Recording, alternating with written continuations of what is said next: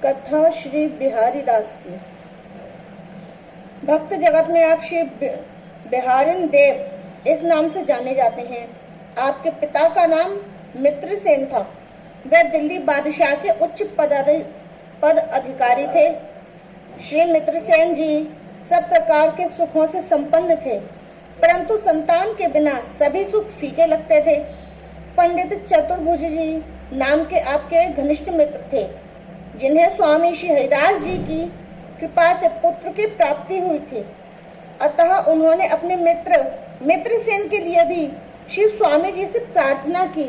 श्री चतुर्भुज जी के कहने से मित्रसेन जी भी श्री स्वामी जी के दर्शनार्थ श्री वृंदावन आए और उन्हें भी श्री स्वामी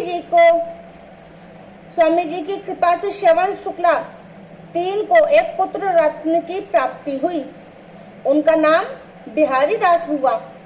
पंडित चतुर्भुज जी के पुत्र श्री कृष्णदास जी थे। वे भी श्री स्वामी जी के कृपा पात्र और अनन्य रसिकों में से एक थे।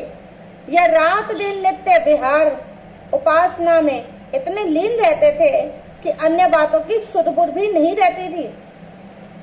इसलिए आपके द्वारा रचित कोई साहित्य या अन्य विवरण नहीं मिलता है।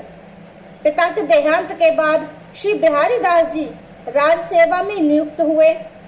एक बार आसाम पर आक्रमण करने के लिए आपको खान खाना के साथ जाना पड़ा। वहां युद्ध एवं उसकी रीति नीति से आपके मन में बहुत दुख हुआ। उसके बाद वैराग्य उत्पन्न हो गया।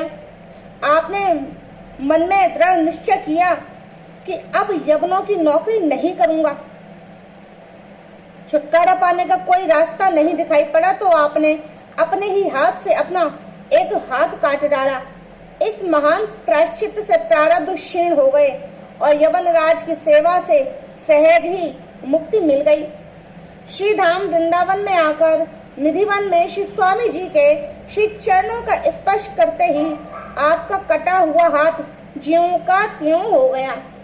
श्री स्वामी जी की आज्ञा से श्री विठल विपुल देव जी ने इन्हें शिक्षा दीक्षा प्रदान की और निकुंज महल की उपासना का रहस्य बताया। तभी से श्री बिहारिन देव जी इस नाम से आप प्रसिद्ध हुए। श्री स्वामी हरिदास जी के निकुंज प्रवेश के 7वें दिन ही जब स्वामी श्री विठल विपुल देव जी भी श्री स्वामिनी स्वरूप में लीन हो गए तो उनके स्थान पर श्री बिहारिन देव जी ही विराजमान हुए। श्री बिहारी जी की सेवा आप उसी लाड़ चाव से करते थे, किंतु कभी कभी नित्य केली की भावना में ऐसे लीन हो जाते थे कि देह इत्यादि की सुध-बुध भी नहीं रहती थी। एक दिन आप स्नान करने के लिए श्री यमुना तट पर गए। वहां दातुन करते हुए विहरत लाल बिहारिन दो श्री यमुना के तीरे तीरे ऐसे तुक को गाने लगे। उस समय युगल की छवि छटा में आप ऐसे छक गए कि दातुन करते और गाते गाते संध्या हो गई।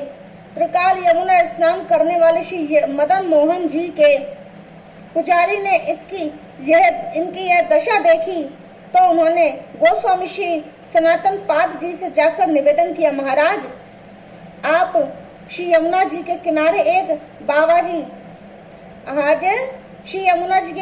बाबा जी सवेरे से दातुन कर रहे हैं और पद गा रहे हैं। अब तक ना तो उनकी दातुन पूरी हुई है और ना ही पद पूरा हुआ है। यह सुनकर गोस्वामी पाद समझ गए कि ऐसे रसोन्मत्त संत तो श्री बिहारिन देव जी ही हैं। हो सकते हैं उन्होंने पुजारी के हाथों श्री मदन मोहन जी का प्रसाद भिजवाया। पुजारी के द्वारा कई बार कहने पर भी आपने ध्यान नहीं दिया तो पुजारी गोस्वामी जी के पास लौट आया। गोस्वामी जी ने कहा कि उनसे जाकर ये कहो कि हे श्री स्वामी जी का प्रसाद लाया हूँ। पुजारी ने जाकर जब इस प्रकार कहा तो स्वामी श्री बिहारिन देव जी ने तुरंत उठकर हाथ फैलाकर प्रसाद ग्रहण कर लिया। तब आपको अपनी दशा का भान हुआ। उसी समय स्नान आदि करके आए और श्री बिहारी जी की सेवा की। इस घटना का संकेत आपकी वाणी में मिलता है। मूलचंद नामक माट गांव के एक ब्राह्मण आपकी सेवा में सामग्री लाया करते थे। आप कभी यमुना जी के किनारे बैठे मिलते तो कभी किसी लता कुंज में। आपकी इस तन्मयता को देखकर उसने स्वयं श्री बिहारी जी की सेवा प्राप्त करने की प्रार्थना की। आपने उसकी भाव भक्ति देखकर उसे श्री बिहारी जी की सेवा सौंप दी। कुछ समय बाद उसका देहांत हो गया तो उसके भाई ने श्री बिहारी जी की सेवा की। उसकी भी मृत्यु हो गई तो कुछ काल तक आपने फिर स्वयं सेवा की। फिर गोस्वामी श्री जगन्नाथ जी पर प्रसन्न होकर आपने उन्हें सेवा सौंपी। तब से अब तक श्री बिहारी जी की सेवा उन्हीं के वंशज करते चले आ रहे हैं। सुहावनी शरद ऋतु का समय था। निधिवन का सौंदर्य सीमा को पार कर रहा था। श्री बिहारी देव जी नेत्र मूंद कर प्रिय प्रियतम के कुंज क्रीड़ा के अवलोकन में निमग्न हो रहे थे। उसी समय त्रिभुवन मोहन श्याम सुंदर अपने सखाओं के साथ खेलते हुए वहां आ पहुंचे। सखा श्री कृष्ण से पूछ बैठे, अरे कन्हैया देख, आंखों को बंद करके ये कौन बैठा है?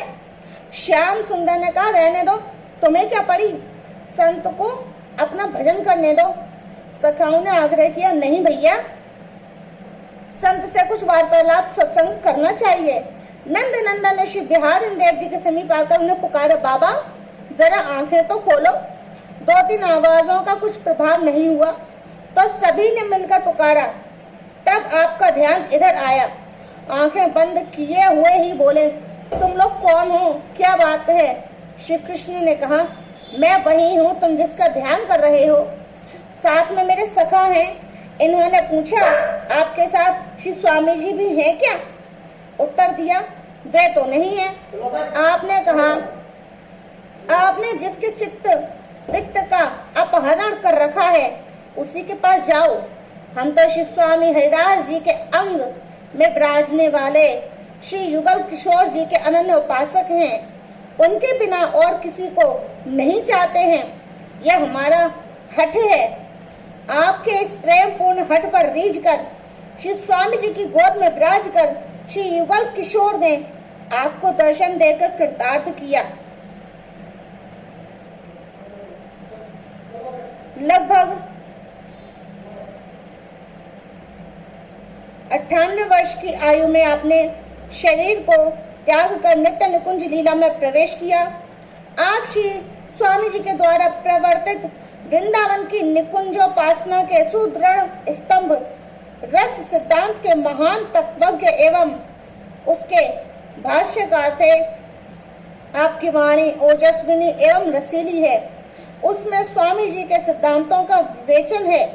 रस और सिद्धांत दोनों प्रकार की आपकी रचनाएं हैं। श्री व्यास जी, श्री ध्रुवदास जी आदि ने भी आपकी कहनी रहनी निर्भयता आदि की प्रशंसा की है।